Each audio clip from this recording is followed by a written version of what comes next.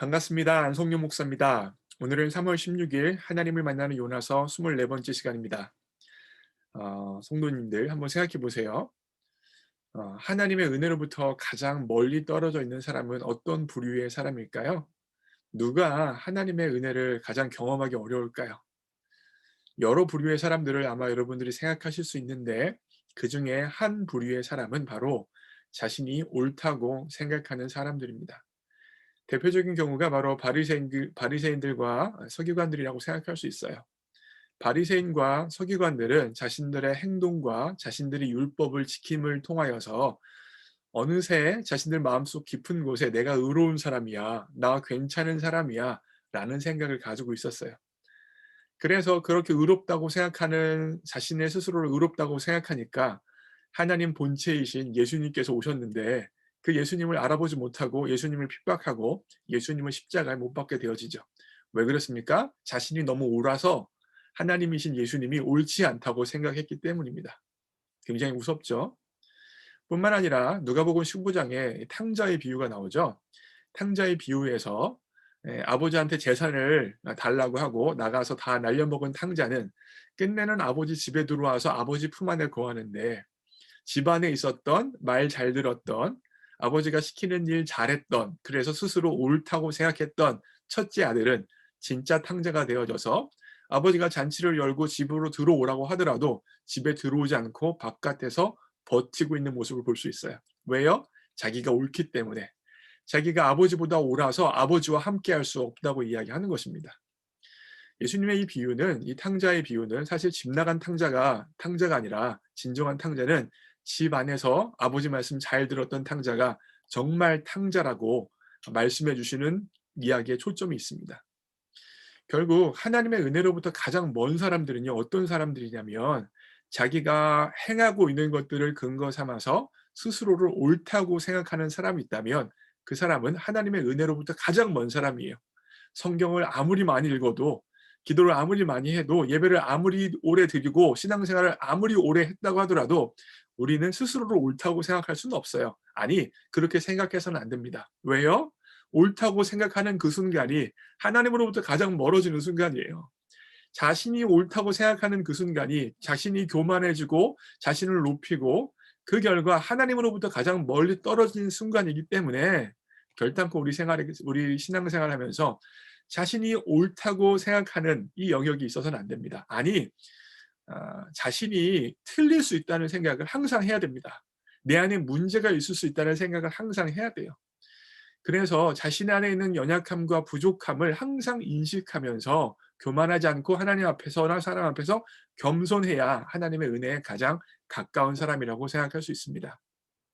그런데 만약에요, 자신이 옳다고 생각하는 사람이 있어요. 하나님의 은혜로부터 가장 멀리 떨어지게 되어지죠. 가장 멀리 떨어지게 되어질 수밖에 없어요. 하나님은 그런 사람에게 은혜를 베풀지 않습니다. 그런 사람은 하나님의 은혜와 사랑 가운데 자신의 삶을 살아가기가 어렵고 자신을 믿고 살아가게 되어져요. 하나님이 아니라 예수님이 아니라 자신을 의지하게 살아가게 되는 것이죠. 그런데 하나님께서 그런 사람들도 또한 회복시키길 원하십니다. 그런 사람들도 또한 돌이키길 원하세요. 그와 같은 내용이 나오는 게 바로 오늘 요나서의 본문입니다. 한번 본문 말씀을 보겠습니다. 본문 말씀 4장 4절이에요. 여호와께서 이르시되 내가 성내는 것이 옳으냐? 4장 4절에 담긴 말이 무슨 말입니까? 요나야 네가 옳지 않다 라고 말씀해 주시는 거예요.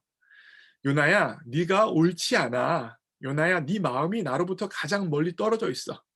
요나야 너는 지금 내 은혜로부터 가장 멀리 떨어져 있어. 마치 바리새인과 서기관들처럼, 마치 탕자의 비유에서 말 잘 들었던 첫째 형처럼 너희들의 행동과 너희들의 삶을 근거하고 있기 때문에 나로부터 가장 멀리 떨어져 있구나라고 지금 말씀해 주시는 거예요.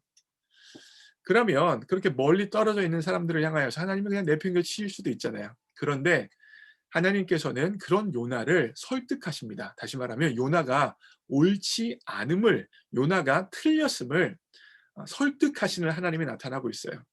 저는 이 본문 말씀을 묵상하면서 굉장히 큰 은혜를 받았습니다. 다시 말하면 하나님께서는 우리를 포기치 않는 거예요. 가장 치명적인 죄가, 하나님 앞에서 치명적인 죄는 바로 교만이란 죄예요. 내가 스스로를 옳다고 생각하고 나를 높이는 죄가 그 어떤 죄보다 치명적이고 근본적인 죄인데 그 죄를 깨닫게 해주시려고 그 죄를 깨닫고 회개케 하시려고 하나님께서 지금 요나를 설득하고 계십니다. 설득하시는 방편이 무엇입니까? 바로 6절, 7절입니다. 하나님 여호와께서 박넝쿨을 예비하사 요나를 가리게 하셨음에 지금 팔레스타인 땅이나 이 중동 지방은 태양빛이 굉장히 강합니다. 그래서 박농쿨을 기르셔서 그늘을 만들어 주셨고요. 그랬더니 요나가 너무 좋다. 너무 편하다. 그렇게 생각했어요. 그리고 나서 7절에 하나님이 벌레를 또 예비하셨어요. 그래서 박농쿨을 갉아먹게 하셨어요. 그늘이 없어졌죠. 근데 또 하나님이 뜨거운 동풍을 예비하셨어요. 그래서 막 날씨가 막 더운 거예요. 이렇게 되어지니까 요나가 또 덥고 힘드니까 못 살겠어요 하나님라고 이야기하는 겁니다. 자, 하나님께서 교만한 요나, 자신이 옳다고 생각하는 요나를 깨뜨리기 위하여서 뭘 사용하고 계십니까? 박농쿨, 벌레, 뜨거운 동풍을 사용하셔서 요나를 깨닫게 하시는 거예요. 요나 네가 지금 교만하고 요나 네가 지금 옳다고 생각하는 것들이 틀렸다라고 알려주시기 위하여서 이와 같은 도구들을 사용하시는 것이죠. 어떤 도구십니까? 첫 번째는 요나가 스스로 좋아할 만한 것들을 공급해 주십니다. 예, 하나님에게 간구하지도 않았는데 하나님께서 요나의 삶의 필요를 채워주심을 통하여서 요나의 삶에 은혜를 베풀어 주시는 것이죠. 이게 첫 번째 도구였어요. 두 번째 도구는 뭐예요? 삶이 불편해지는 것이죠. 다시 말하면 편했던 삶에서 어려웠던 삶, 버거웠던 삶, 힘들었던 삶으로 하나님께서 지금 내모시는 거예요. 결국 하나님께서는 우리들의 교만함을 깨뜨리기 위하여서 두 가지 도구를 예비하셔서 예비라는 단어가 나오죠. 두 가지 도구를 예비하셔서 사용하십니다. 때때로는 우리의 삶에 편안한 것들을 공급해 주세요. 때때로는 우리의 기도를 응답해 주세요. 그래서 나보다 더 높으신 하나님, 이 땅을 통치하고 계시는 하나님이 계시는구나라는 사실을 눈뜨게도 해주십니다. 이게 좀 긍정적인 케이스죠.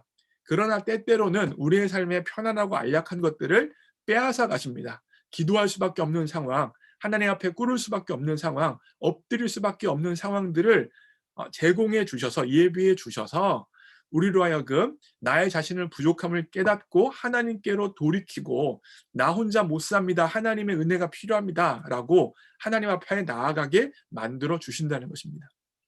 결국 하나님께서는 우리의 교만함을 깨뜨리기 위하여서 우리가 옳은 사람이라는 이 깨어지지 않는 철옹성 같은 우리의 마음의 장벽을 깨뜨리기 위하여서 때때로는 우리의 삶에 편리한 것들을 공급해 주시기도 하고 때때로는 불편한 것들을 공급해 주셔서 우리를 설득하시는 거예요. 우리가 옳지 않고 우리가 부족하고 연약하다는 것을 설득하고 계시는 것이 바로 오늘 요나서에 나타나시는 하나님이십니다. 사랑하는 성도 여러분, 여러분의 삶의 자리 제가 구체적으로 다 알지는 못합니다. 그러나 아마 이 두 가지 중에 하나일 것입니다. 뭔가 내가 원하는 대로 되든지 아니면 내가 원하는 대로 되어지지 않든지 이 두 가지 영역 가운데 우리가 있겠죠. 이 모든 영역을 통하여서 하나님께서 여러분과 저를 설득하고 계세요. 무엇을 설득하고 계십니까? 우리가 옳지 않다는 사실을. 우리는 하나님 없이는 살아갈 수 없다는 사실을. 우리는 하나님의 은혜가 필요한 부족한 존재라는 사실을 하나님은 지금 우리를 설득하고 계십니다. 결과적으로 내 뜻대로 되어지면서 뭔가 편리한 게 공급해 주는 것도 하나님의 설득이고 내 뜻대로 되어지지 않고 힘들고 어렵고 역경을 겪는 것도 또한 우리를 설득하시는 하나님의 손길이라는 사실입니다. 하나님께서 여러분과 저를 설득하셔서 우리의 교만함을 무너뜨리고 우리로 하여금 하나님을 바라고 하나님 없이는 살아갈 수 없는 존재라는 겸손한 마음을 갖기를 하나님이 원하고 계십니다. 하나님께서 지금 여러분에게 무엇으로 사용하고 계십니까? 박넝쿨을 주고 계세요? 아니면 벌레를 주셨습니까? 뜨거운 동풍을 주셨습니까? 그 모든 것이 여러분과 제가 하나님의 사람이 되게 하시는 하나님의 설득의 과정임을 믿고 우리의 교만함을 벗어버리고 내가 옳다라는 바리새인과 서기관과 같은 마음을 회개하고 주님 앞에 하나님 내가 틀릴 수 있습니다. 아니 틀립니다. 그러기에 하나님의 인도하심이 필요합니다라고 엎드릴 수 있는 그 결과 하나님의 은혜에서 소외되어지지 않고 하나님의 은혜로만 살아가는 여러분과 제가 되어지기를 주님의 이름으로 축복합니다. 하나님은 설득하시는 하나님이십니다. 그러면 건강하시고요. 목요일 날 또 뵙겠습니다. 바이.